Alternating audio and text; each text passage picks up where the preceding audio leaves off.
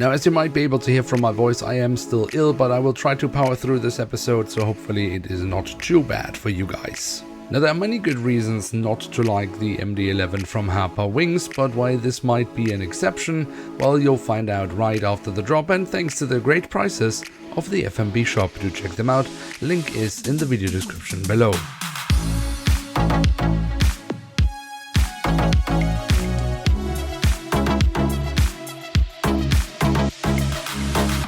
And with that, hello and welcome to a new episode of Review, where we today will take a closer look at a McDonnell Douglas MD-11F of Western Global Airlines.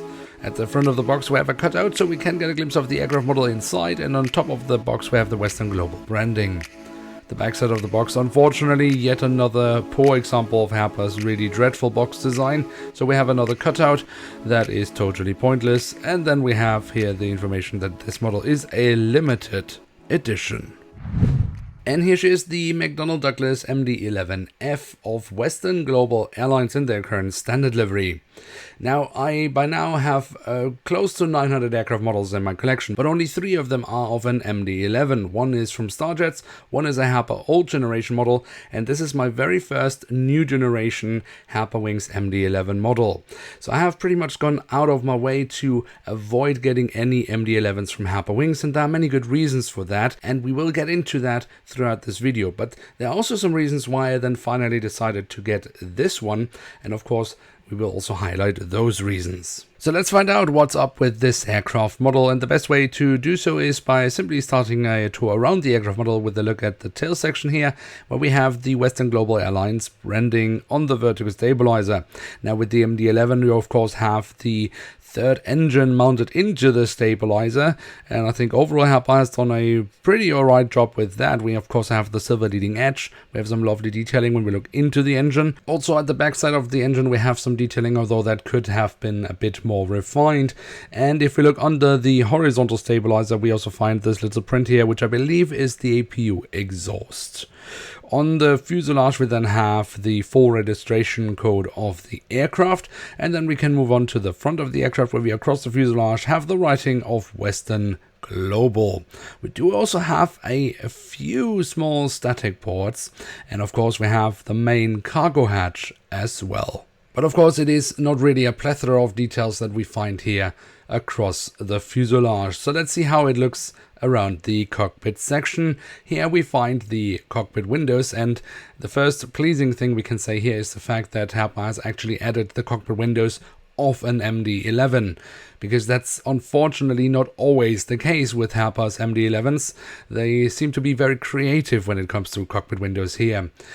Whether I really like the look of these cockpit windows here, I mean, honestly speaking, I think the whole cockpit section could look much more refined.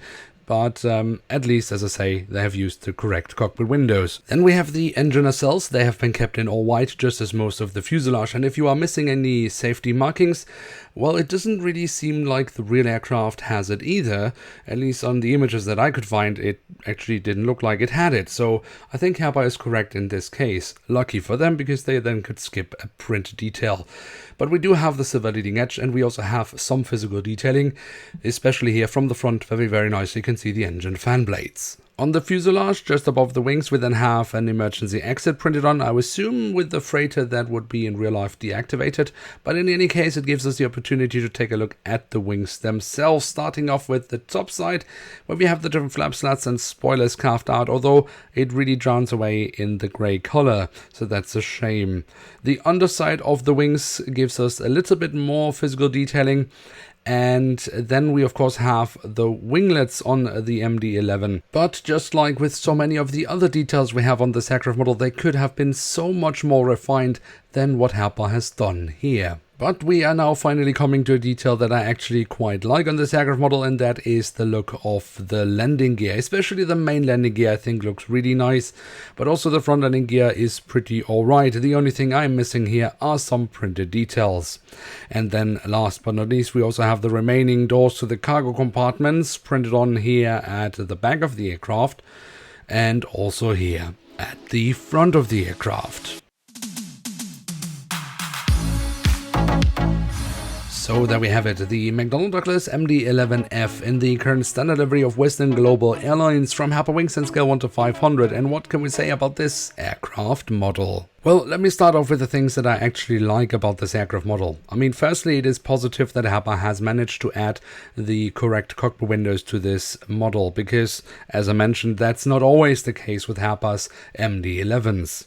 What I also really like about this aircraft model is actually the print quality.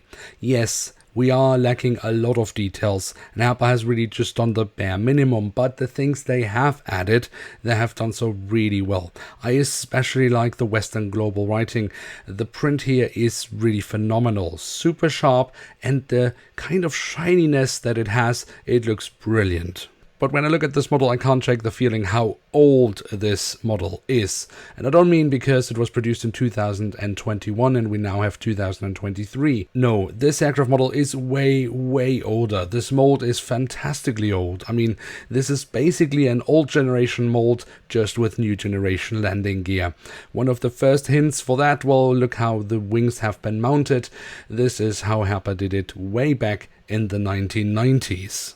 The only thing new about this mold is in fact the hole in the fuselage, which was added for a stand that is not included with this aircraft model, making it totally pointless. But to get back to the point of how old this aircraft mold really is, I mean, you basically see it with any details you have. The shape of the cockpit section, the winglets, the backside of the engines, all the way the wings have been mounted, and I could go on and on. This aircraft model, like any other MD-11 from Herpa Wings, is unfortunately the least amount of effort for the most amount of profit. So why on earth did I actually buy it? Well, as I said, it has the correct cockpit windows, and I actually quite like the print quality on this aircraft model. But that's it.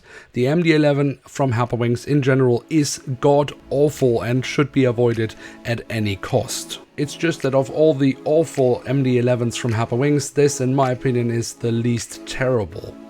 But if you really want to have an MD-11 in your fleet, get one from Starjets. Those ones are awesome. And with that, we have reached the end of today's episode. If you have enjoyed this video, then don't forget to leave a like, and if you are new around here, why not hit subscribe. With that, thank you very much for watching. Hope to see you soon again. I'm checking out, and bye.